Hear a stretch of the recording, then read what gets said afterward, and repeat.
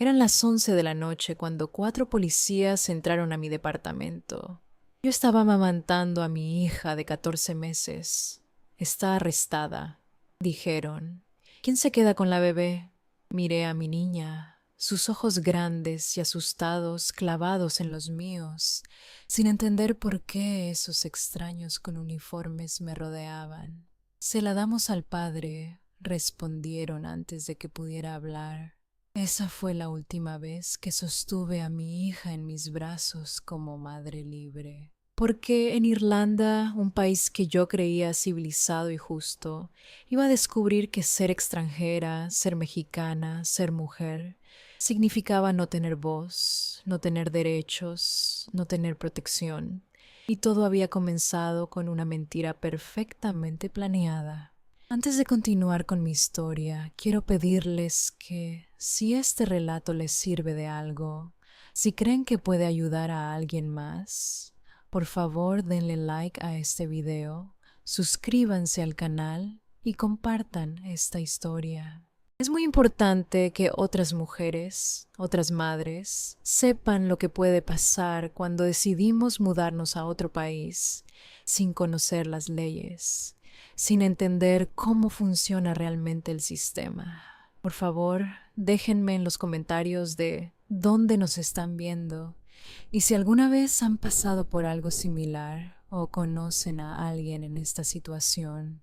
Sus comentarios pueden ayudar a crear una red de apoyo para quienes más lo necesitan. Mi nombre es Lucía, tengo 30 años y soy de la Ciudad de México. Lo que voy a contarles comenzó como un sueño de cambiar de vida y terminó convirtiéndose en la peor pesadilla que cualquier madre podría vivir. Esta es mi historia. Esta es mi advertencia para todas ustedes que están pensando en buscar una vida mejor en el extranjero. En México yo trabajaba en una empresa donde había entrado como recepcionista. Siempre fui inquieta, buscando mi lugar en el mundo. Estudié 3 carreras diferentes, pero nunca terminé ninguna, siempre sintiendo que algo faltaba, que ese no era mi camino. En mi última carrera estudiaba Administración de Empresas en una universidad pública de la Ciudad de México. En esa empresa me habían promovido a asistente administrativa y yo estaba feliz. Sentía que finalmente estaba construyendo algo. El olor a café recién hecho en la oficina cada mañana, el ruido del tráfico en Insurgentes cuando salía a comer, las risas con mis compañeras durante el lunch. Todo eso me hacía sentir que tenía un propósito. Pero entonces todo se derrumbó. La depresión llegó sin avisar, como una sombra que se mete en tu vida y no te deja respirar. Empecé a tomar antidepresivos que me convertían en un zombie. No sentía nada, no quería nada. Cada pastilla que tragaba con un vaso de agua me alejaba más de mí misma. Mi desempeño en el trabajo cayó tanto que me despidieron. Recibí mi liquidación y con ese dinero tomé una decisión que me salvaría en ese momento. Me fui a vivir con mi abuela a Veracruz, a un pueblito costero donde ella tenía una casita cerca de la playa. Fueron 4 o 5 meses de sanación. El sonido de las olas del Golfo de México, el sol caribeño en mi piel, el olor a sal y a mariscos frescos en el aire. Mi abuela me preparaba caldos de camarón y me dejaba llorar sin hacer preguntas. Poco a poco dejé los medicamentos. Poco a poco volví a sentirme humana. Mis padres son buenas personas. Llevan casados casi 30 años. Mi mamá es maestra de primaria. A veces chocamos porque somos muy diferentes, pero en general tenemos buena relación.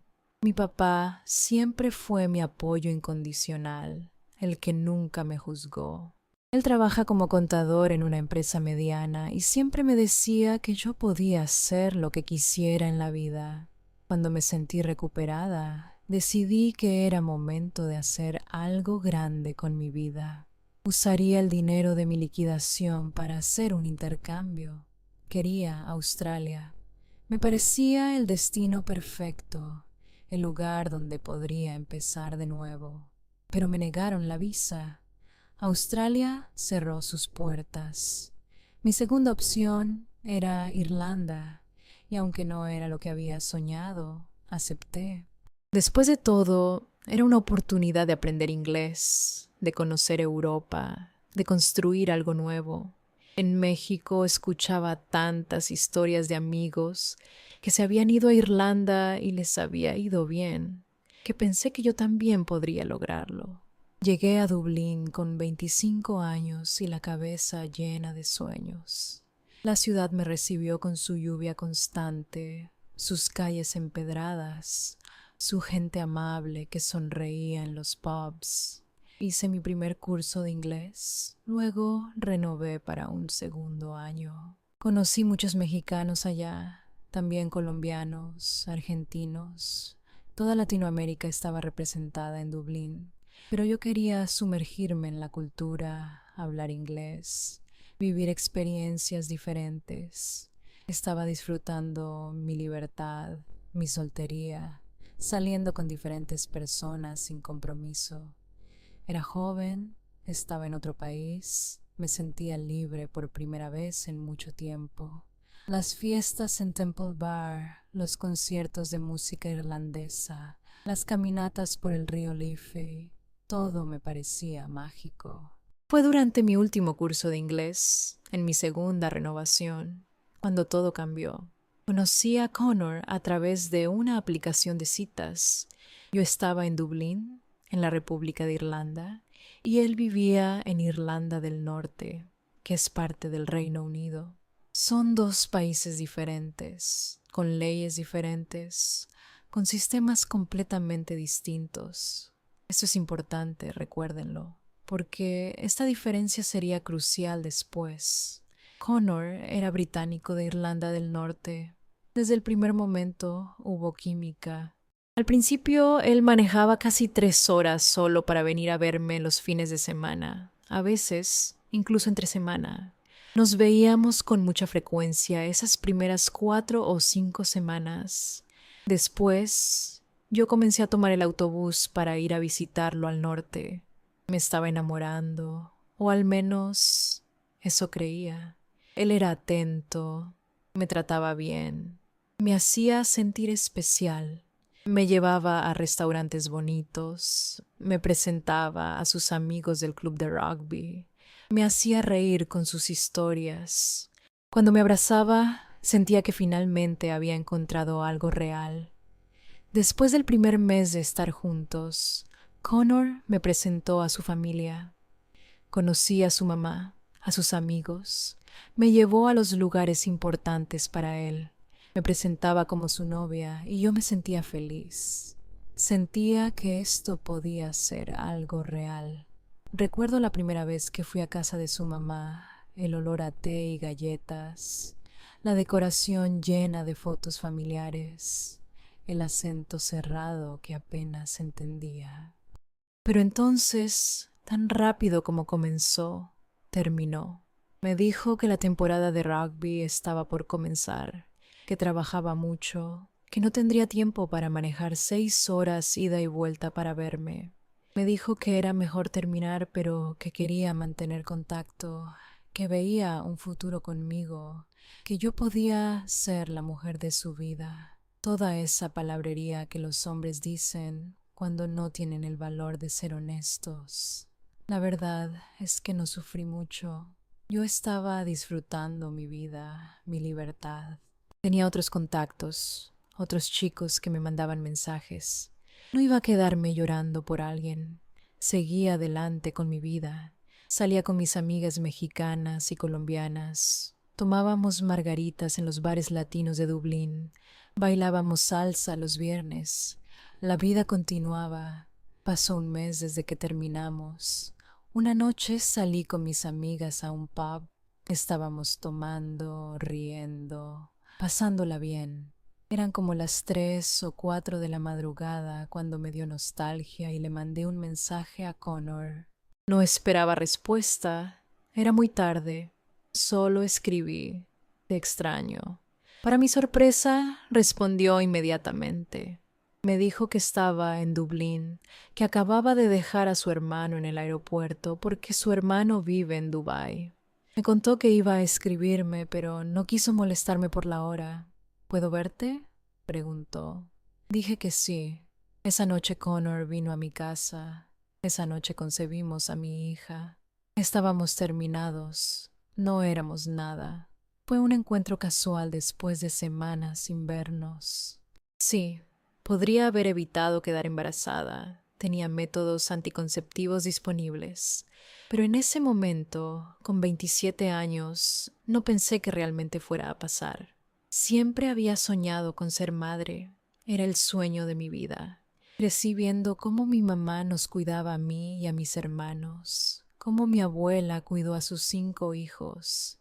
Idealizaba tener hijos dentro de una familia estructurada, en un escenario bonito, con alguien que me amara. Pero Connor era alguien con quien me había visto teniendo un futuro juntos, alguien que me había dicho que se veía formando una familia conmigo.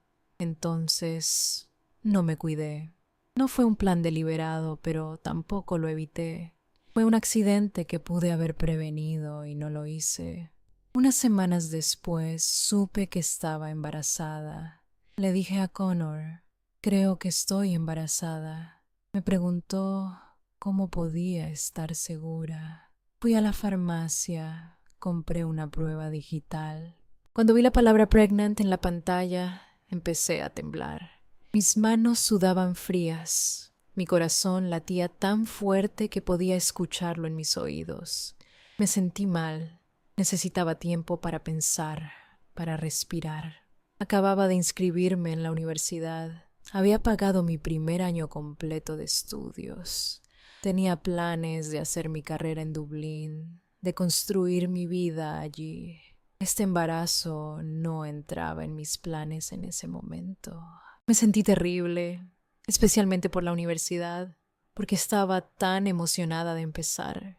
Después del impacto inicial de la noticia, le conté a Connor. Y aquí necesito contarles algo que es doloroso pero importante para entender mi historia. El año anterior había quedado embarazada de otro novio irlandés. Él me forzó a abortar. No quería ese bebé de ninguna manera. Me hizo sentir que no tenía opción. Viajamos a Manchester porque en Irlanda el aborto acababa de legalizarse y aún no estaba funcionando bien. Fuimos 2 veces. La primera vez, él se arrepintió en la clínica y regresamos a Dublín. Al día siguiente cambió de opinión de nuevo y volvimos. Fue horrible. El olor antiséptico de la clínica, las luces frías, la sensación de vacío después, me dejó destruida emocionalmente. Por eso, cuando quedé embarazada de Connor, me prometí a mí misma que esta vez sería diferente. Esta vez tendría a mi bebé. Cuando le dije a Connor que estaba embarazada, su reacción me sorprendió. Dijo, sé que no lo planeamos, pero va a ser lo mejor que nos ha pasado en la vida. Quédate tranquila, vamos a hacer que funcione. Me calmó, me dijo que las cosas se iban a acomodar, que todo estaría bien. Sus palabras sonaban tan sinceras en ese momento, pero nunca dijo, ven a vivir conmigo, voy a cuidarte a ti y a nuestro bebé, nos vamos a casar, vamos a estar juntos. Nunca hubo un plan claro de futuro juntos. Yo estaba trabajando en un restaurante mexicano en ese momento. Cocinaba quesadillas y preparaba guacamole para irlandeses que nunca habían probado comida mexicana de verdad. Mi curso de inglés había terminado y estaba en mis meses de vacaciones del visado, que son 2 meses que te dan para trabajar después de completar tu curso. Total, son 8 meses de visado. Le dije a Connor, no puedo quedarme sola en Dublín mucho tiempo más. Vivo con otras personas, pero si me pasa algo, si tengo una emergencia, voy a necesitarte. Voy a necesitar tu apoyo. Conversamos y él dijo, está bien, en 1 mes, en octubre, vienes aquí. Esto fue en julio, hacia finales de julio. Durante esos meses seguí trabajando en Dublín. Connor y yo hablábamos sobre el embarazo, sobre el futuro. Decía que iba a comprar una casa para nosotros, que me compraría un carro, que resolveríamos mi situación de visa. Parecía emocionado, parecía feliz con la idea de ser padre. Yo iba a visitarlo los fines de semana, las cosas estaban bien entre nosotros. Me mandaba fotos de casas que estaba viendo. Me decía que quería que eligiera los colores para el cuarto del bebé. Entonces le contó a su mamá. Ella se puso furiosa. No tienen juicio. Nos dijo con ese acento norirlandés cerrado que apenas podía entender. Sabes que tienes opciones. No necesitas seguir con esto. Ahora tendrás que pagar tus estudios. Ser madre no es fácil. Empezó a presionarme, a hacer mi cabeza, sugiriendo que abortara. Me miraba de arriba abajo cada vez que iba a su casa, como si yo fuera una cazafortunas mexicana que había atrapado a su hijo. Esto pasó 2 o 3 veces en días diferentes. Finalmente le dije a Connor, esto ya es demasiado. Habla con tu mamá y dile que pare, porque si no lo haces, esto va a terminar. Connor habló con ella y le pidió que dejara de sugerir el aborto, pero a medida que se acercaba la fecha de mi mudanza a Irlanda del Norte, sentí que Connor se volvía distante, me trataba diferente, más frío. Sus mensajes eran cortos, secos. Un fin de semana que fui a visitarlo, él estaba en la ducha y dejó su celular sobre la mesa de la cocina. Yo tenía esa sensación, esa intuición de que algo no estaba bien, esa voz interna que todas las mujeres tenemos y que casi siempre ignoramos. Tomé su teléfono y revisé sus mensajes. Encontré conversaciones con varias mujeres, diciéndoles que su vida se había acabado, que tenía que disfrutar el tiempo que le quedaba de soltero. Estaba quedando con otras chicas mientras yo estaba embarazada de su hija. Lloré, le reclamé. Tuvimos nuestra primera pelea grande. Las palabras salieron de mi boca como cuchillos. Yo había confiado en él, había creído en todo lo que me decía y descubrí que por detrás todo era mentira. Después de ese episodio las cosas solo empeoraron. Se volvió aún más distante. Comenzó a posponer la fecha de mi mudanza una y otra vez. Siempre tenía una excusa, que necesitaba terminar un proyecto en el trabajo, que la casa no estaba lista, que mejor esperáramos un poco más. Un día tuve un sangrado durante el embarazo. Fui al hospital asustada, pensando que estaba perdiendo a mi bebé. El miedo me paralizó. Sentí que el mundo se detenía. Gracias a Dios no era nada grave. Todo estaba bien, pero el susto me hizo reaccionar. Le dije a Connor, necesito que estés conmigo. Si pasa algo, necesito que estemos juntos. Finalmente accedió a que me mudara. Vino a Dublín, recogió todas mis cosas, mi maleta con ropa, mis fotos de México, el zarape que mi abuela me había regalado, y me llevó a Irlanda del Norte, a su pueblo. Cuando digo pueblo, hablo de un villorrio pequeño, aislado, casas dispersas con kilómetros de distancia entre una y otra. No es una ciudad como la Ciudad de México, donde siempre hay gente, movimiento, vida. Es prácticamente el campo. Llegué allí embarazada de varios meses, dejando atrás mi vida en Dublín, la ciudad que amaba, mis amigos latinos, mi independencia. Todo por la promesa de que íbamos a ser una familia. El invierno en Irlanda del Norte es brutal. El frío penetra los huesos de una manera que nunca había sentido en México. Llueve constantemente, todo es gris y húmedo. Yo estaba embarazada, sola en ese pueblo diminuto donde no conocía a nadie, y Connor seguía igual de distante. Apenas me hablaba, me ignoraba la mayor parte del tiempo.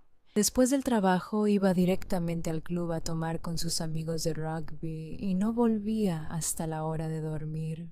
Yo empecé a deprimirme otra vez. El olor a humedad en las paredes, el silencio pesado de la casa vacía, la oscuridad que llegaba a las 4 de la tarde. Dejé de comer, no quería salir de la cama, no quería bañarme. La depresión que había superado en casa de mi abuela en Veracruz volvió con fuerza. Hubo un episodio que me mostró claramente quién era Connor en realidad. Me dijo que íbamos a salir, que me llevaría al club a ver los juegos de fútbol gaélico. Me arreglé, me puse linda, me maquillé por primera vez en semanas. Estaba feliz de que finalmente íbamos a hacer algo juntos. Pasaron las horas y él cambió de opinión. Dijo que ya era muy tarde. Manipuló toda la situación para crear una pelea. Pasé el día entero en la cama llorando, toda arreglada, sin ningún lugar a donde ir. Cuando pedí que comprara comida, cocinó solo para él. Comió todo y no me dejó nada. El olor a carne asada llegaba al cuarto y mi estómago rugía de hambre.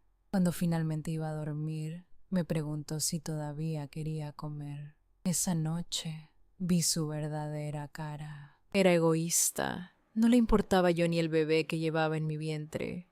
Solo pensaba en él mismo. A veces dormía conmigo cuando quería, cuando no estábamos peleados. Pero muchas noches dormía en el sofá. Y cuando quería tener relaciones sexuales, venía a la cama. Pero era violento, me lastimaba, no le importaba mi barriga que comenzaba a crecer.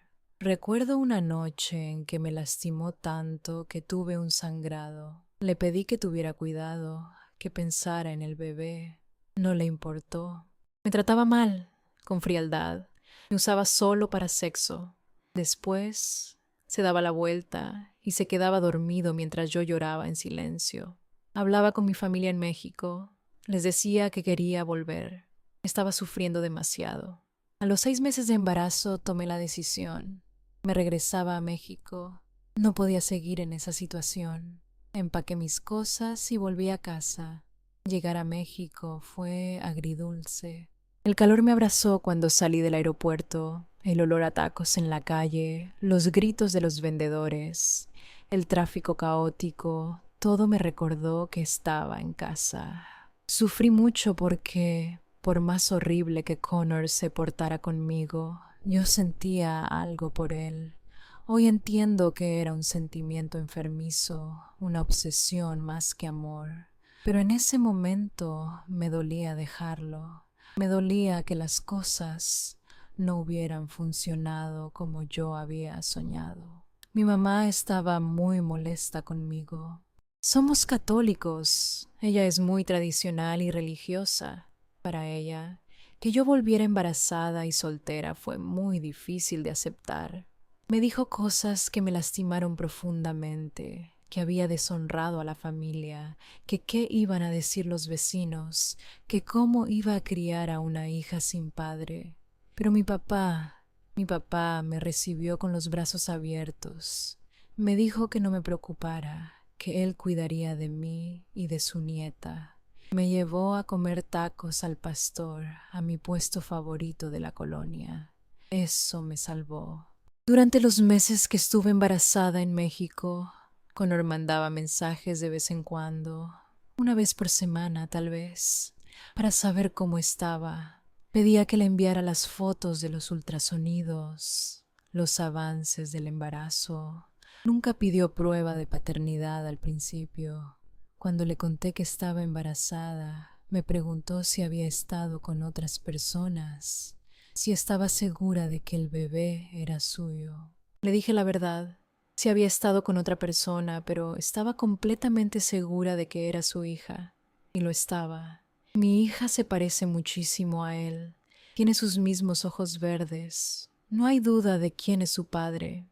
Mi bebé nació en México. Fue el día más hermoso y aterrador de mi vida. Entré en trabajo de parto en la madrugada. Mi mamá me llevó al hospital. El dolor era intenso, pero cada contracción me acercaba más a conocer a mi hija. Le mandé mensaje a Connor avisándole.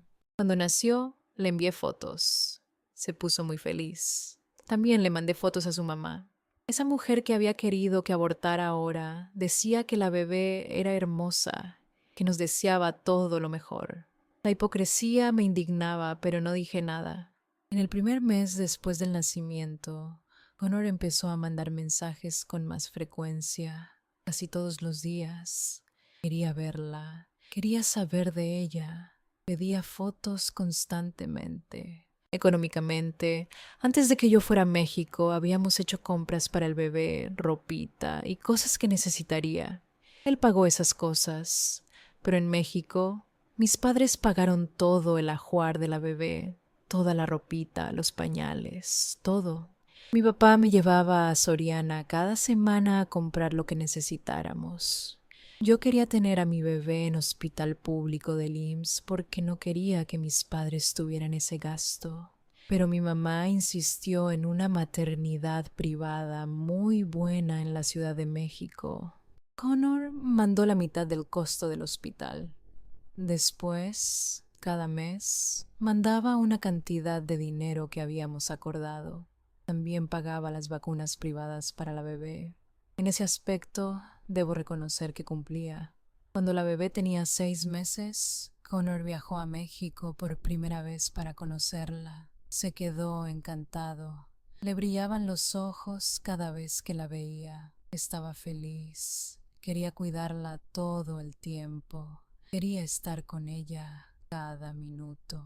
Nos quedamos en el mismo departamento durante ese mes que él estuvo en México, pero no tuvimos nada. No hubo relaciones sexuales, no volvimos a estar juntos. Solo compartimos el espacio por la bebé. Él dormía en la sala, yo en mi cuarto con mi hija. En esa primera visita no la registró.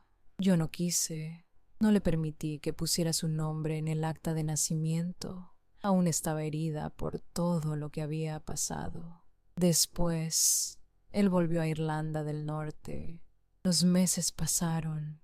Mi hija crecía hermosa. Sus primeros balbuceos, sus intentos de gatear, cada momento era precioso. Unos meses después, cuando la bebé tenía 14 meses, Connor volvió a México por segunda vez. En esta ocasión, sí la registró. Necesitábamos hacer toda la documentación para que yo pudiera volver a Irlanda del Norte con ella, porque pensamos que podríamos intentarlo de nuevo, darle una oportunidad más a nuestra relación. Él puso su nombre en el acta de nacimiento, hicimos el pasaporte mexicano para la bebé, hicimos las traducciones certificadas de todos los documentos, todo en regla, todo legalmente perfecto para poder viajar. Ahora necesito que entiendan algo importante sobre por qué decidí volver. Mi relación con mi mamá en México se había vuelto insoportable. Ella y mi papá estaban pasando por una crisis en su matrimonio y de alguna manera ella me culpaba a mí. Decía que yo era la causa de sus problemas, que desde que llegué embarazada todo había empeorado en la casa. Peleábamos prácticamente todos los días. Ella quería controlar cómo criaba a mi hija. Me criticaba constantemente si le daba pecho en público, si la dormía en mi cama, si no la bañaba a la hora exacta que ella decía. Pero no me ayudaba a cuidarla para que yo pudiera salir o hacer algo por mí misma. Me sentía atrapada en esa casa de la colonia del Valle, infeliz, desesperada. Yo extrañaba Irlanda. La calidad de vida allá es muy buena. El dinero tiene valor. Puedes comprar cosas. Puedes tener una vida decente, incluso con salario mínimo. Las cosas son accesibles. En México todo se me hacía cada vez más difícil, más caro, más complicado. Entonces cuando Connor propuso que regresara, que lo intentáramos de nuevo, pensé que tal vez podría funcionar. Tal vez podríamos ser la familia que mi hija merecía, pero también tenía mucho miedo. Había estado en grupos de Facebook de madres mexicanas y latinoamericanas en Irlanda. Había leído historias terribles de mujeres que perdían la custodia de sus hijos, incluso parejas casadas, con hijos nacidos en México, perdían la custodia como si nada.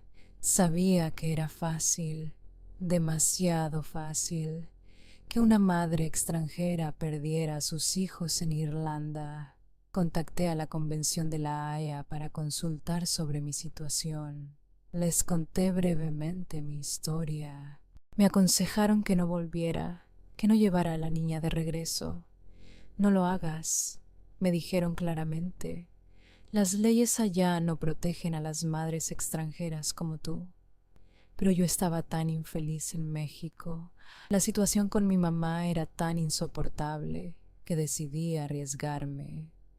Le dije a Connor claramente cuáles eran mis condiciones. Tenía el cumpleaños de mi hija ya pagado en México, la fiesta de su primer añito que habíamos pospuesto. Mi familia había rentado un salón, contraté a los payasos, ordené el pastel de 3 pisos con tema de Frozen.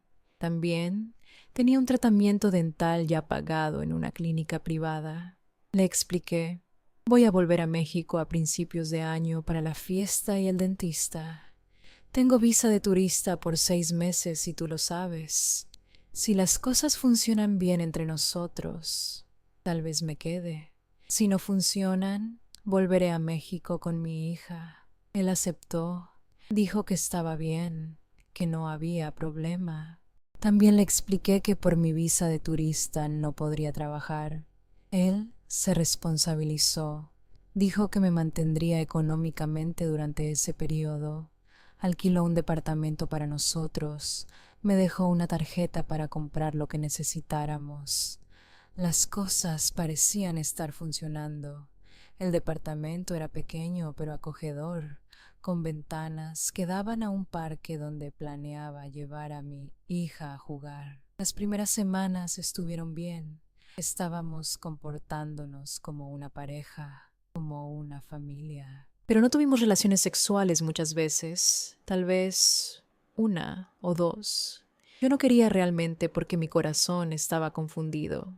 Verán, mientras estuve en México antes de regresar a Irlanda del Norte, conocí a alguien más. Por favor, déjenme explicar esto antes de que me juzguen. Necesito que entiendan que mi conexión con Connor nunca fue sana. Durante uno de mis fines de semana en México, descargué de nuevo una aplicación de citas. Conocí a Mateo, un irlandés que vivía en la República de Irlanda y que estaba visitando México por trabajo. Empezamos a hablar, nos vimos cuando regresó a Dublín y yo ya estaba de vuelta en Irlanda. Hubo química. Mateo me trataba completamente diferente a como Connor me trataba. Me hacía sentir valorada, escuchada, amada. Me mandaba buenos días todos los días. Me preguntaba cómo había dormido. Se interesaba genuinamente por mis sueños. Cuando volví a Irlanda del Norte con mi hija, Mateo y yo seguimos en contacto. Connor seguía siendo Connor. Nunca cambió realmente. Seguía yendo al pub todos los días después del trabajo. Y cuando digo todos los días, es todos los días. A veces iba 2 veces al día. Esa es su cultura, lo sé, los irlandeses beben mucho.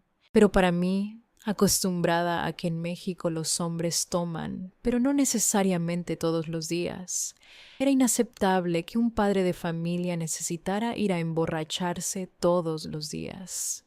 Yo le decía: está bien, 2 o 3 veces a la semana puedo entenderlo, es cultural.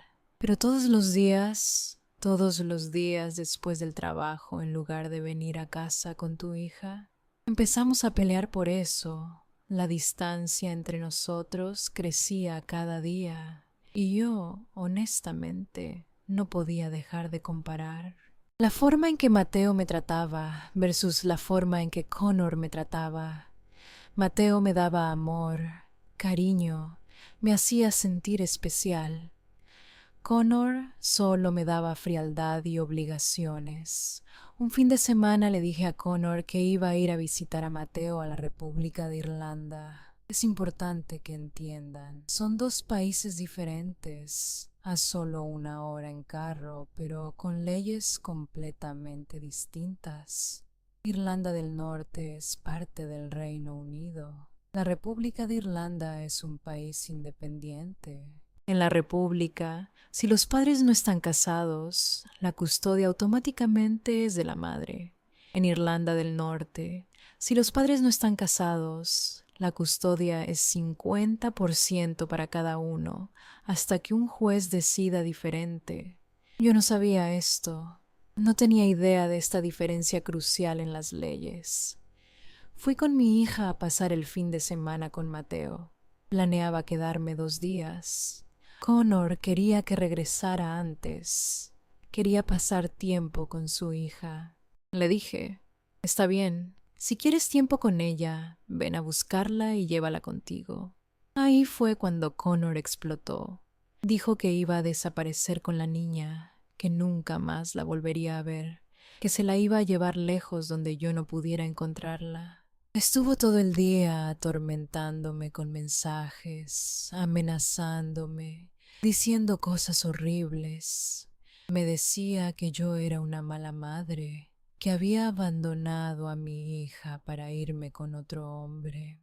Mateo y yo nos subimos al carro y manejamos de regreso a Irlanda del Norte inmediatamente.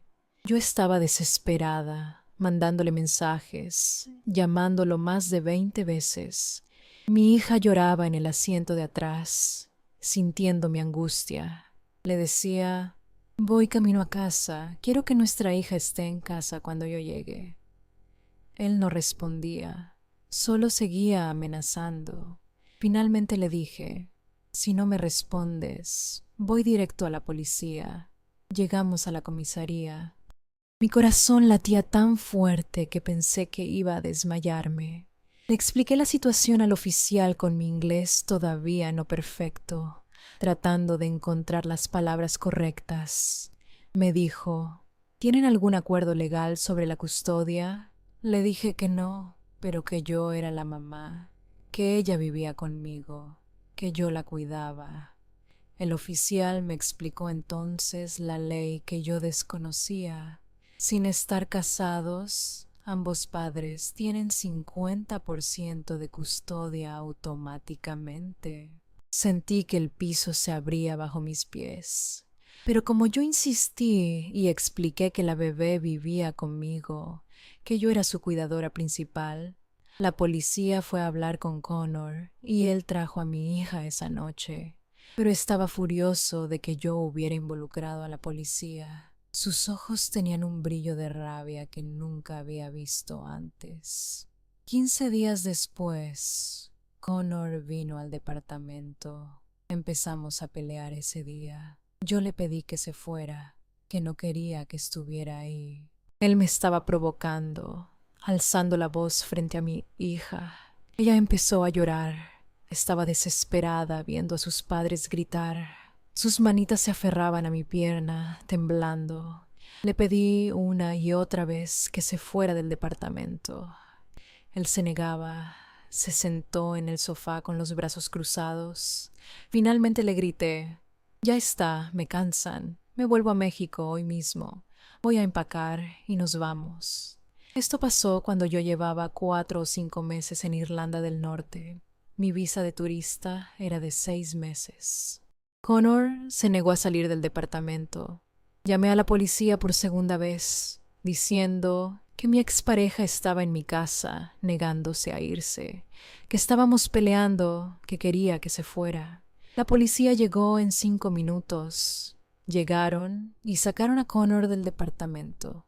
Él les hablaba en ese acento norirlandés cerrado, tratando de explicar su versión, pero finalmente se fue.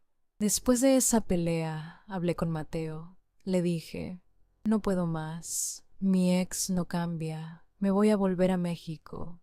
Mateo me dijo, espera, no tomes decisiones apresuradas. Si quieres, quédate aquí conmigo un tiempo hasta que te calmes, hasta que decidas qué hacer. Si de verdad quieres volver a México después, te apoyo, pero dame tiempo para pensarlo. Su voz era tan calmada, tan diferente a los gritos de Connor. Acepté.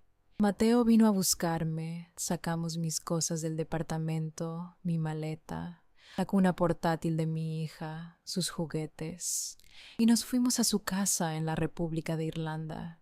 Estuve 3 semanas allá. Connor llamaba, mandaba mensajes diciendo que quería ver a su hija. Yo le dejé verla, era su derecho como padre. Él manejaba hasta allá los fines de semana y pasaba tiempo con ella en un parque, cerca de la casa de Mateo. Yo seguía sin entender que legalmente yo no debería haber salido de Irlanda del Norte con ella sin su permiso escrito. Después de 3 semanas, Connor me llamó. Su voz sonaba diferente, más suave, más convincente. Me dijo: ven al norte este fin de semana. Mi familia extraña a la niña, quieren verla. Solo por el fin de semana. Pensé en mi hija, en que merecía conocer a su familia paterna. Accedí. Fuimos al norte. Él vio a la bebé. Su familia la vio. Su mamá le compró ropa nueva. Cuando íbamos a regresar al sur, Connor me dijo: quédate a dormir esta noche. Mañana te llevo de vuelta. Esa noche, Connor hizo algo que nunca había hecho antes. Me llenó la cabeza de promesas hermosas. Vamos a ser una familia de verdad. Vamos a ir a terapia de pareja. Voy a cambiar. Quiero que esto funcione. Sé que es lo que nuestra hija quiere. Es lo que yo quiero. Me miraba a los ojos de una manera que hacía que quisiera creerle. Dijo todo lo que yo siempre había querido escuchar, todo lo que él nunca me había dicho. Sabía exactamente cómo manipularme, sabía cuáles eran mis puntos débiles. Conocía mi sueño de tener una familia unida, de darle a mi hija lo que yo había tenido de niña. Pasaron algunos días y yo estaba completamente confundida. Hablé con Mateo. Le dije con el corazón roto: voy a intentarlo con Connor. Es lo que siempre quise. Todavía siento algo por él. Será mejor para mi hija tener a su familia junta. Mateo estaba triste, pero lo entendió. Si crees que es lo correcto, está bien. Lo entiendo, me dijo. Pero por favor, cuídate. Llámame si necesitas algo. Volví a Irlanda del Norte. Connor y yo empezamos a vivir juntos de nuevo en un departamento. Éramos oficialmente una pareja, una familia. Las primeras semanas estuvieron relativamente bien. Tuvimos relaciones sexuales 1 o 2 veces, pero yo no estaba muy interesada. Mi corazón seguía dividido entre Connor y Mateo. Empecé a comparar cómo me trataba cada uno. La diferencia era abismal. Mateo me daba amor, me hacía sentir amada, valorada. Connor solo me daba obligación y frialdad. Llegó diciembre. Connor salió a celebrar su cumpleaños. Me dijo que iba a salir con sus amigos del club de rugby, que iba a beber. Le dije que está bien, que me quedaba en casa con nuestra hija. Es su tradición. Todos los años se emborracha el día de su cumpleaños. Salió esa noche y yo me quedé sola con nuestra bebé en el departamento. Le puse su pijama de ositos, le canté canciones de cuna en español que mi abuela me cantaba a mí. Connor llegó a casa a las 6 de la mañana. Estaba completamente borracho. Casi no podía caminar. El olor a alcohol y cigarro llenó el departamento cuando entró. Me dijo que había bebido tanto que no pudo regresar caminando, que se quedó dormido en el pub. Me molesté, le reclamé. Discutimos brevemente, pero volví a la cama. Entonces él vino al cuarto. Le pedí que saliera. Mi hija estaba durmiendo conmigo en la cama, su respiración tranquila, ajena a lo que estaba por pasar. Estás borracho. No quiero que duermas aquí. Vete al otro cuarto, le dije. Él no me escuchó. Se acostó en la cama y empezó a forzarme. Empezó a lastimarme. Trató de ahorcarme con sus manos grandes. Quería tener relaciones sexuales. Yo no quería. Se lo pedí, se lo supliqué. Nuestra hija estaba literalmente a mi lado en la cama, pero no le importó. No quería que nada pasara en ese cuarto con mi hija y le dije: vamos al otro cuarto. No quería arriesgarme a que él perdiera el control completamente en el cuarto donde estaba mi bebé. En el cuarto de huéspedes, Connor Hizo lo que quiso. Me ahorcó. Sentí sus dedos apretando mi garganta. Me metió los dedos violentamente. Me penetró mientras yo le pedía que parara. Sentía como si mi cuerpo no me perteneciera. Le dije varias veces que no quería, que me estaba lastimando. No le importó. Estaba borracho y violento. Cuando terminó, volví a mi cuarto sintiéndome violada, sucia, rota. Me metí a la regadera y lloré bajo el agua caliente hasta que se enfrió. Esto pasó en la víspera de Navidad. Al día siguiente íbamos a ir a casa de su familia. Era importante porque sus padres están separados y habían acordado estar juntos en la misma casa por primera vez desde la separación, por nuestra hija. Era un día importante para la familia de Connor, por miedo, por dependencia económica, porque no sabía qué podría pasarme a mí o a mi hija si yo decía algo. No reporté el abuso sexual a la policía ese día. Dejé que la Navidad pasara en silencio, cargando esa herida sola. Sonreí en las fotos familiares mientras por dentro me sentía destruida. Después de Navidad, Connor salió a beber de nuevo.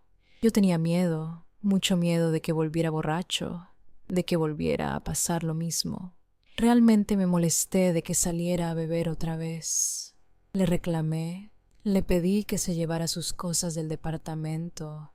Le dije que no iba a aceptar esa situación de nuevo. Él aceptó irse, empacó algunas cosas y se fue a quedarse con su mamá. Un miércoles vino a recoger el resto de sus cosas. Yo le había dicho que me iba a volver a México, que mi visa estaba por vencer, que tenía cosas que hacer allá. Vino por sus cosas y provocó una pelea. Desconectó el televisor. Ese televisor era prácticamente lo único que mi hija tenía para entretenerse. En Irlanda del Norte llueve constantemente. No puede salir mucho con una bebé. Ella veía sus programas infantiles en ese televisor, Peppa Pig y Baby Shark, que tanto le gustaban. Me enojé muchísimo. Empezamos a pelear. Entonces él entró a mi cuarto y empezó a revisar mis cosas. Abría cajones, movía papeles. Le grité que se detuviera, que no tenía nada que hacer en mi cuarto. Tenía miedo de que tomara mis documentos, mi pasaporte mexicano, el acta de nacimiento de mi hija, mis papeles importantes. Connor puso el televisor, la freidora de aire que habíamos comprado juntos y la licuadora en la puerta de entrada del departamento, todo amontonado bloqueando el paso. Mi hija empezó a llorar porque me escuchaba gritando, pidiéndole que se fuera. La tomé en brazos y caminé hacia la puerta para abrir y sacar sus botas, para literalmente empujar sus cosas afuera. Tropecé con la freidora de aire que estaba en el suelo. Caí con mi hija en brazos. Mi bebé se golpeó la cabeza contra el marco de la puerta. Se hizo un chichón. No fue nada grave. No se cortó, no sangró, pero se golpeó. Lloré más que ella. Lloró. Yo lloré. Connor tomó sus cosas y se fue sin siquiera preguntar si nuestra hija estaba bien. 4 horas después, a las 11 de la noche, estaba amamantando a mi hija antes de dormir. Tocaron la puerta con fuerza.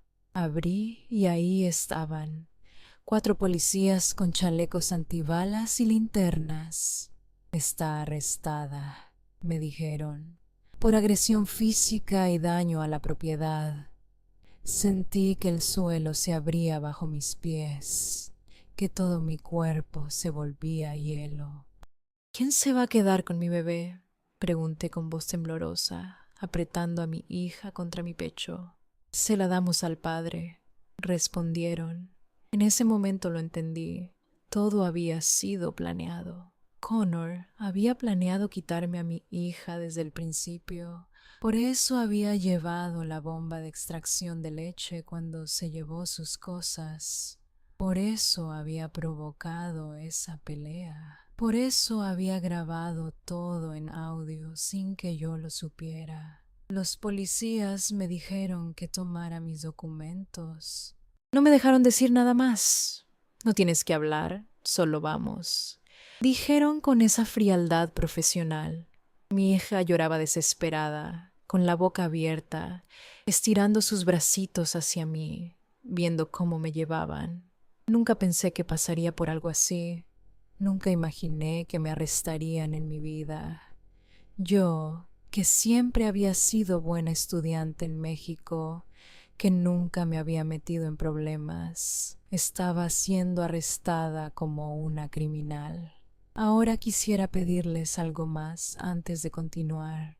Si esta historia les está sirviendo, si creen que es importante que más mujeres la escuchen, por favor denle like, compartan este video y suscríbanse al canal.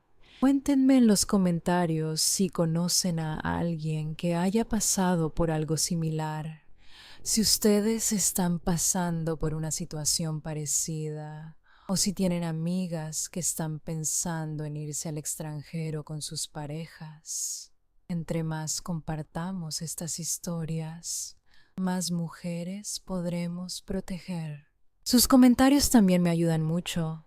Me hacen sentir que no estoy sola en esto. Llegamos a la estación de policía. El edificio gris y frío me aterrorizó.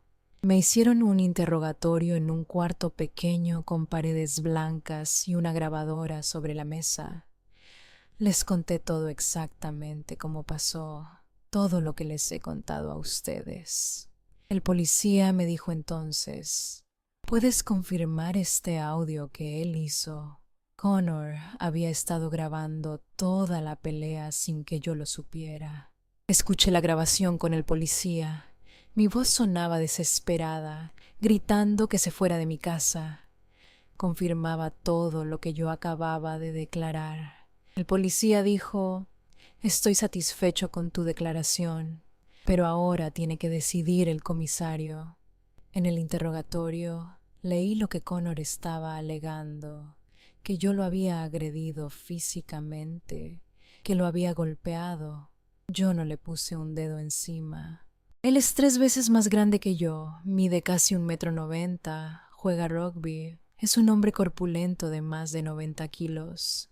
Yo soy delgada, mido 1,60 m, peso 50 kilos. ¿Cómo iba yo a agredirlo?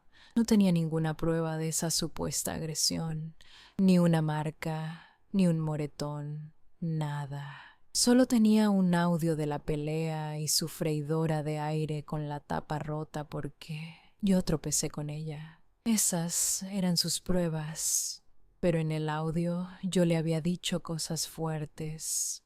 Le había dicho que quería que se sintiera mal por lo que me había hecho, por el abuso sexual. El policía escuchó eso y se detuvo. Espera, ¿abuso sexual? Eso es muy serio. ¿Quieres presentar una denuncia? Sus ojos se pusieron serios. Dije que sí. Finalmente tuve la oportunidad de denunciar lo que Connor me había hecho esa noche después de su cumpleaños. Me hicieron otra entrevista, más larga, más detallada. Tomaron mi declaración completa sobre el abuso sexual. Tuve que contar cada detalle horrible, revivirlo todo. El policía parecía comprender mi situación.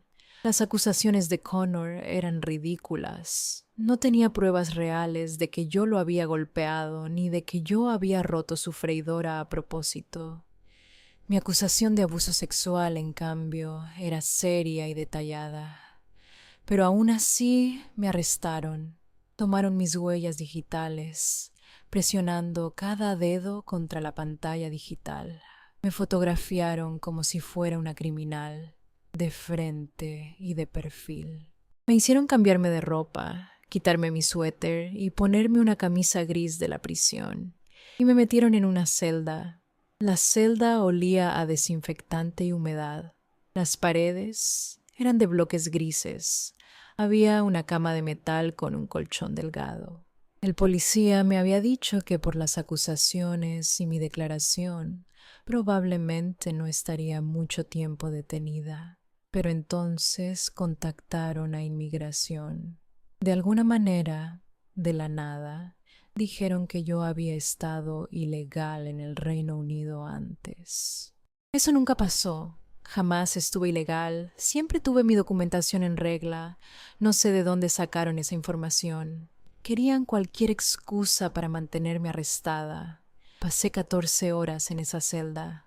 14 horas sin ver a mi bebé de 14 meses que todavía estaba amamantando. Mis pechos se llenaron dolorosamente de leche. Sentía como si fueran a explotar.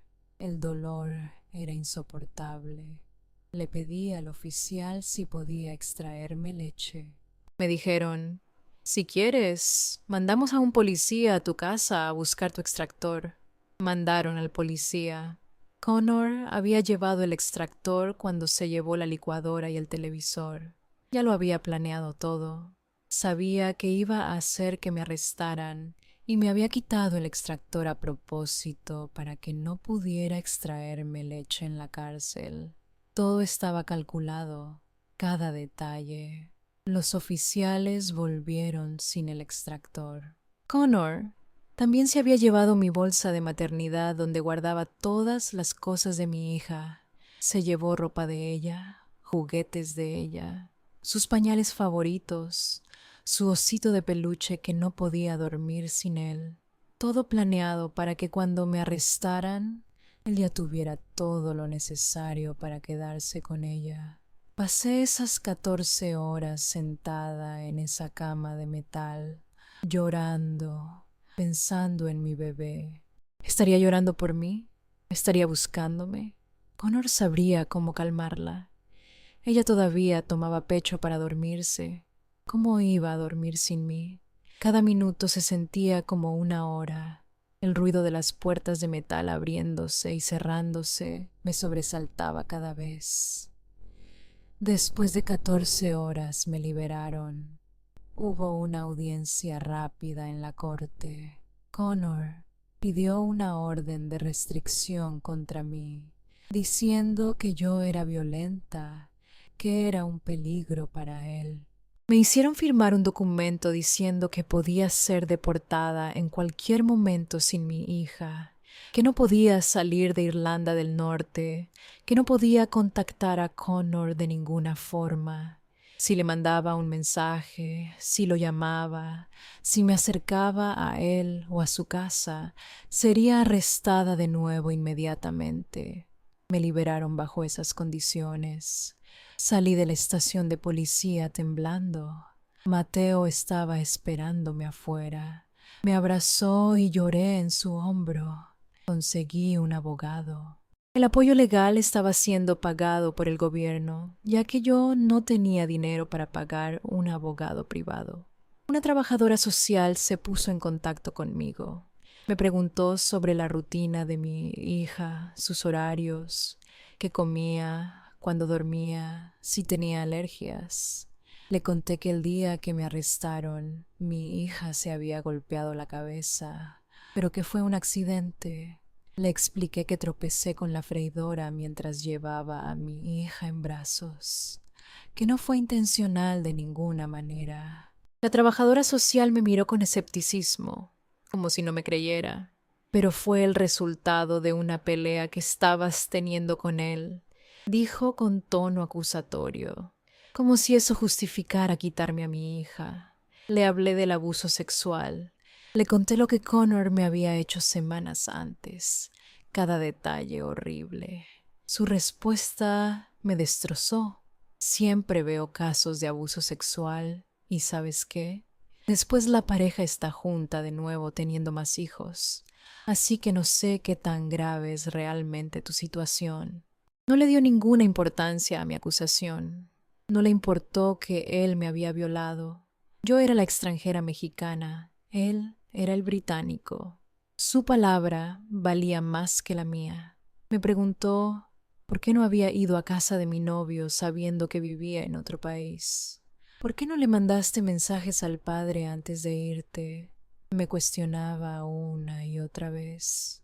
Le expliqué que tenía una orden de restricción, que no podía contactarlo, que me habían dicho claramente que si lo contactaba me arrestarían. pero sentí que ella estaba tratando de que yo me incriminara más, de que dijera algo que pudiera usar en mi contra. Pasaron semanas. El Ministerio Público finalmente retiró los cargos contra mí. Eran ridículos, obviamente. Yo no lo había golpeado físicamente y no había dañado su propiedad a propósito. Mis abogados contactaron a la trabajadora social diciendo que me deberían devolver a mi hija, pero ella se negó rotundamente. Vamos a esperar la audiencia de custodia. El juez decidirá si regresa contigo. Por ahora ella se queda con él, dijo con frialdad. Me dejaron 15 días sin ver a mi hija, 15 días completos, una bebé de 14 meses que todavía estaba amamantando, separada de su mamá por 15 días. Fueron los días más largos y dolorosos de mi vida. Lloraba todo el tiempo, no podía comer, no podía dormir. Mateo me preparaba té y me obligaba a tomar aunque fuera un poco. Me despertaba en las noches buscando a mi hija en la cama, extendiendo mi brazo al lugar donde ella dormía, encontrando solo vacío. Cuando finalmente me permitieron verla, el contacto era supervisado, como si yo fuera una criminal peligrosa, como si fuera a lastimar a mi propia hija. Teníamos que vernos en un centro especial, con una trabajadora social observando cada movimiento mío, tomando notas. Mi hija me vio y se aferró a mí llorando. Había adelgazado, tenía ojeras. Connor no sabía cómo cuidarla como yo. En una de esas visitas supervisadas, mientras le cambiaba el pañal, noté algo que me alarmó. Había una bolita pequeña al lado de su clítoris, como una inflamación. Nunca había visto eso antes. Mi corazón empezó a latir fuerte. Tomé una foto porque estaba muy preocupada. Recordé que cuando revisé el celular de Connor meses atrás, encontré mucho contenido pornográfico. También encontré una foto de mi mamá en bikini de cuando fue a visitarme a Irlanda, guardada junto con ese material pornográfico. Eso me había perturbado mucho. Siempre tuve miedo, siempre tuve esa duda en mi cabeza. Por eso siempre revisaba las partes íntimas de mi hija cuando la cambiaba, para asegurarme de que todo estuviera bien. Podría ser falta de higiene, lo sé. Pero ¿quién me garantizaba que no era algo más? Estamos hablando de una niña de 14 meses que no puede defenderse, que no puede comunicar si algo malo le está pasando. Como madre mexicana me habían enseñado a estar alerta, a proteger a mis hijos de todo peligro. Le mostré la foto a mi abogada, le expliqué por qué había tomado la foto, por qué estaba preocupada. Mi abogada me dijo que estaba en mi derecho de hacer eso, que era responsabilidad de una madre estar alerta. Contactó a la trabajadora social y le mostró la foto. La trabajadora social me llamó ese mismo día. Su voz sonaba molesta. Habían llevado a mi hija al médico ese mismo día. El médico dice que no tiene nada en sus partes íntimas. Está bien, no hay nada malo. Todo está normal, me dijo. Pero yo había tomado esa foto esa misma mañana. Había una bolita ahí. Lo vi claramente. Lo que es muy preocupante, continuó la trabajadora social con tono acusatorio, es que estés tomando fotos de las partes íntimas de tu hija. Eso es muy inapropiado. De alguna manera, ella giró la situación para hacer que yo pareciera la persona incorrecta por tratar de proteger a mi hija. También me acusaron de forzar a mi hija a amamantar contra su voluntad durante las visitas supervisadas. Decían que la bebé lloraba, que no quería tomar pecho, que yo la estaba forzando. Pero mi hija siempre había tomado pecho tranquilamente conmigo. Era Connor quien le había dado fórmula esas 2 semanas que estuvo con él, acostumbrándola a otra cosa. Decían cualquier cosa, cualquier excusa para hacerme ver mal. Después de ese episodio de la foto, la trabajadora social me dejó un mes completo sin ver a mi hija, un mes entero. Una bebé de 14 meses que necesitaba a su mamá sin poder verme por un mes. Intenté contactar a derechos humanos, a organizaciones de la Convención de La Haya, a la Embajada de México en Irlanda, a cualquier organización que pensé que podría ayudarme. Sentía que no tenía a quién recurrir. No sabía las leyes de Irlanda del Norte. Estaba en un país extranjero completamente vulnerable. Llamé a la embajada llorando, explicando mi situación. Me dijeron que harían lo que pudieran, pero que las leyes de custodia son muy complicadas allá. La única suerte que tuve fue que Mateo dejó todo en su ciudad y vino a estar conmigo. Él asumió el alquiler del departamento donde yo estaba, me dio apoyo económico, me compraba comida.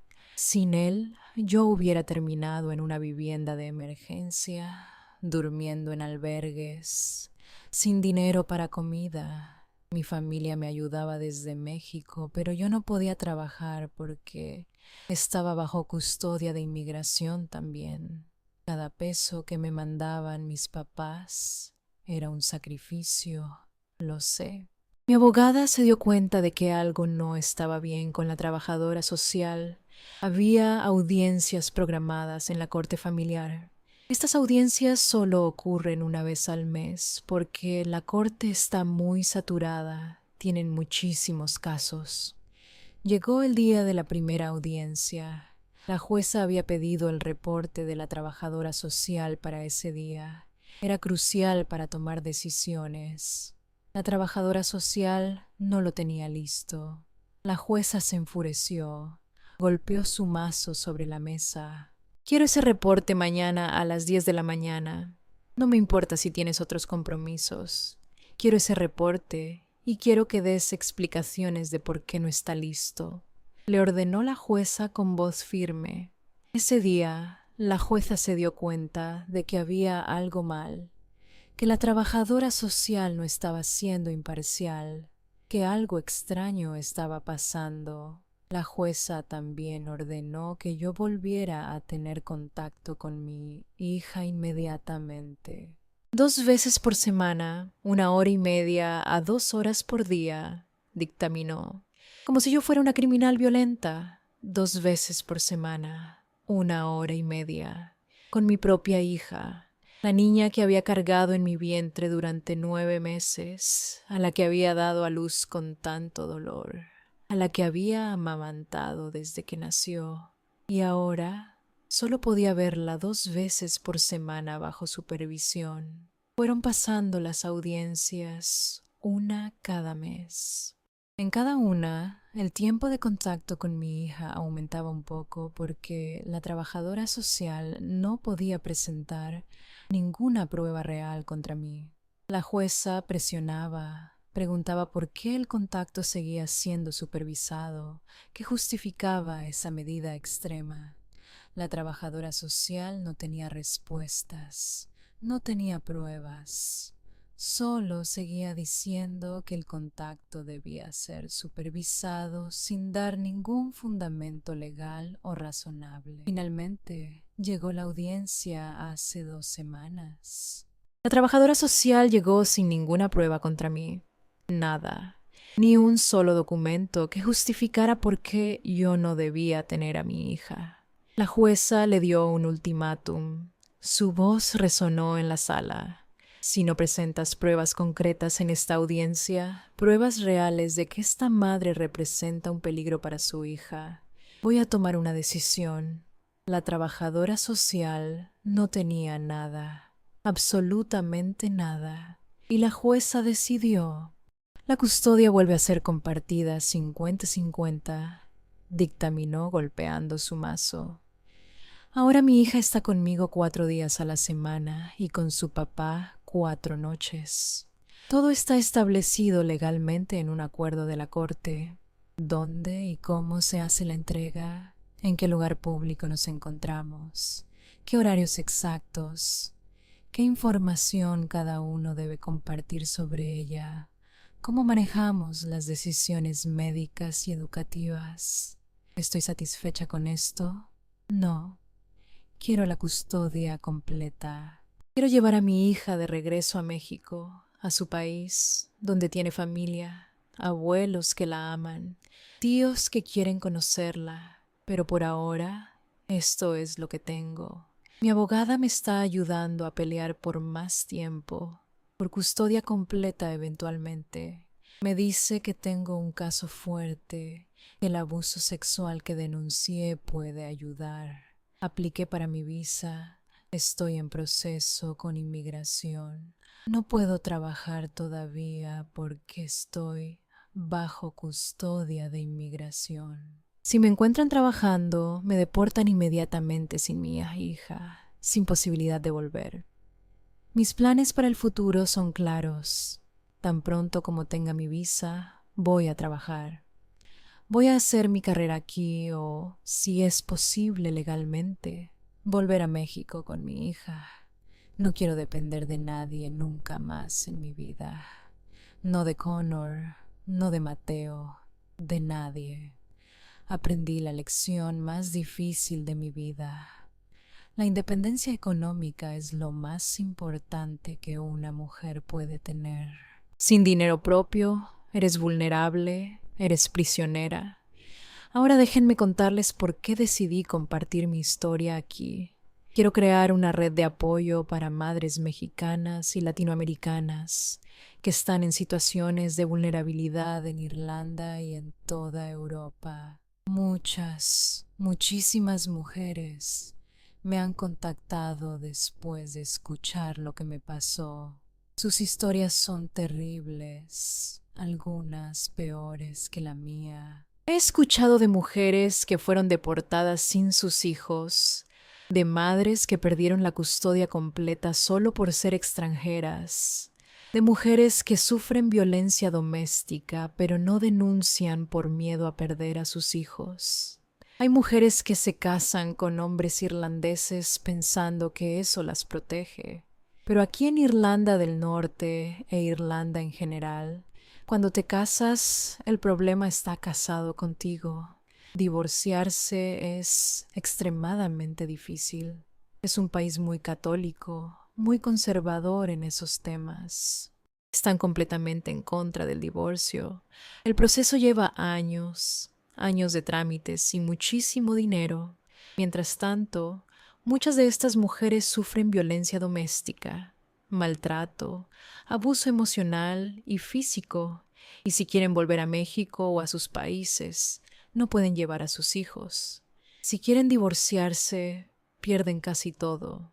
Muchas veces pierden la custodia de sus hijos, solo por ser extranjeras, solo por no tener familia ya, solo por no tener trabajo estable. La palabra del británico, del irlandés, vale más que la nuestra. Tu palabra como extranjera, como latinoamericana, como mexicana, casi no cuenta. He escuchado historias desgarradoras de mujeres que lo perdieron todo.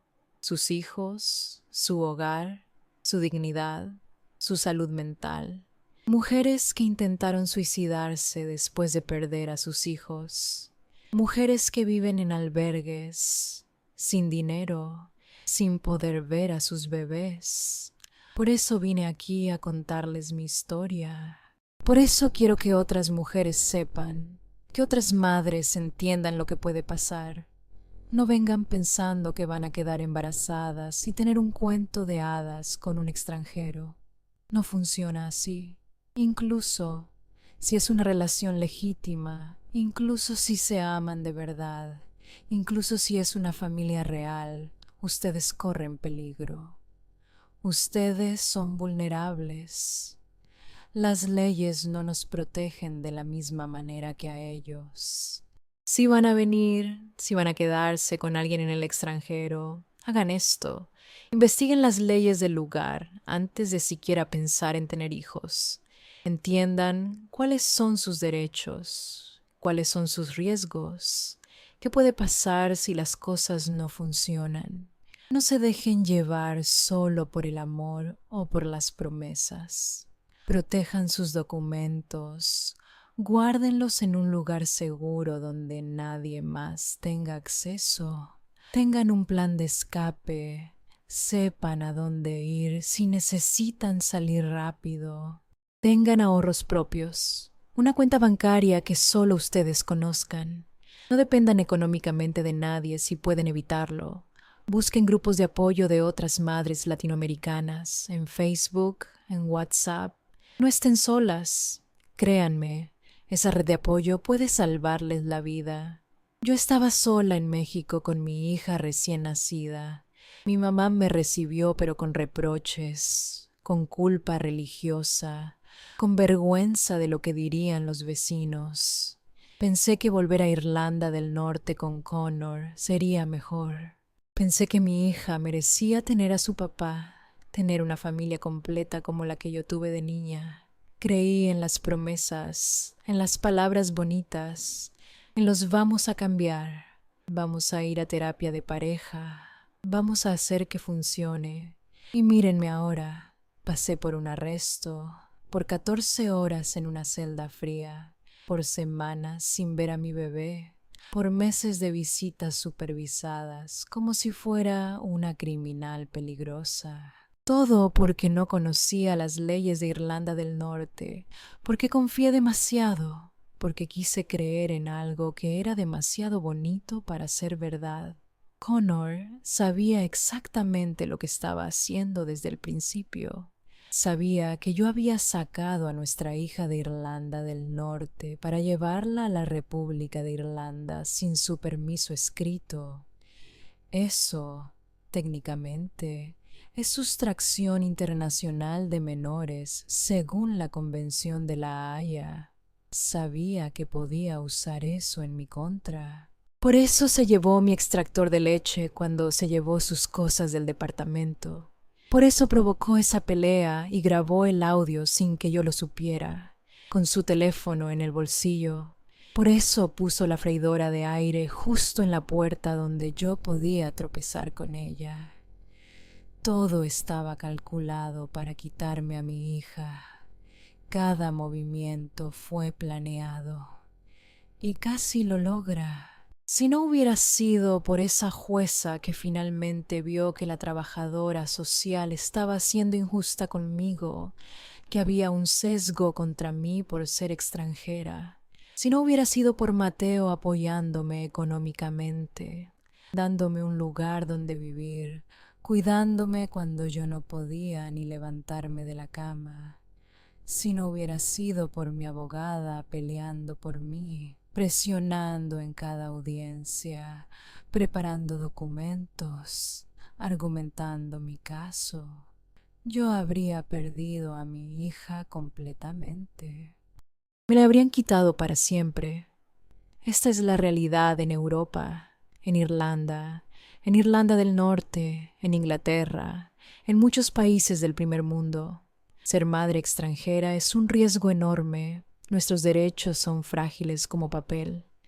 Nuestra palabra vale menos que la de ellos. Nuestras vidas pueden destruirse con una llamada a la policía y acusaciones falsas que no necesitan pruebas reales. El sistema asume que el padre local tiene razón, que la madre extranjera es el problema. Les pido que compartan esta historia, que se la manden a sus amigas mexicanas, colombianas, argentinas, venezolanas, peruanas, a todas las latinoamericanas que están pensando en hacer intercambios y quedarse embarazadas de extranjeros. Que se la manden a las que ya están allá con sus hijos, para que sepan que necesitan investigar las leyes, protegerse, conocer sus derechos. Que se la manden a las que están sufriendo abuso y tienen miedo de denunciar porque piensan que perderán a sus hijos. Porque es muy probable que los pierdan si no conocen bien el sistema. Esa es la verdad cruel que nadie nos dice. Yo tengo 30 años. Soy joven todavía. Puedo reconstruir mi vida. Mi visa está en proceso. Espero que me la aprueben pronto para poder trabajar, para poder ser independiente otra vez, para no depender económicamente de nadie.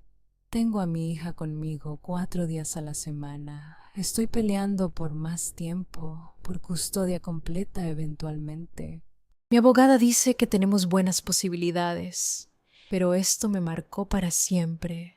El trauma de ese arresto, el sonido de las puertas de metal de la celda, de escuchar a mi bebé llorar mientras me llevaban, de pasar semanas sin verla, de ser tratada como criminal por tratar de protegerla.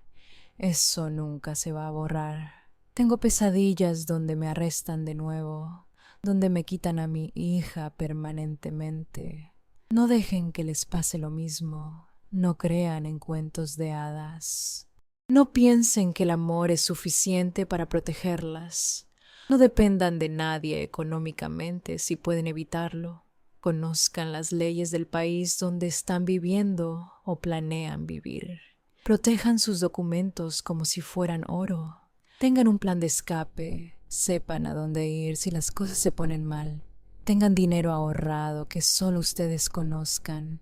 Y si algo dentro de ustedes les dice que algo no está bien, que la persona con la que están no las valora, que las está usando o manipulando, créanlo. No ignoren esas señales rojas como yo las ignoré una y otra vez. Nuestra intuición de mujeres casi nunca se equivoca. Mi mensaje es este: viajen, vivan experiencias, conozcan el mundo, estudien en el extranjero, trabajen en otros países, pero háganlo con los ojos abiertos, con información completa, con precaución. No se dejen cegar por la ilusión de una vida mejor en el extranjero o por el romance con un extranjero guapo que les promete el mundo. Porque esa vida mejor puede convertirse en tu peor pesadilla en cuestión de minutos. Y cuando estás en otro país, lejos de tu familia en México, sin conocer las leyes, sin red de apoyo, sin dinero propio, eres completamente vulnerable, completamente indefensa.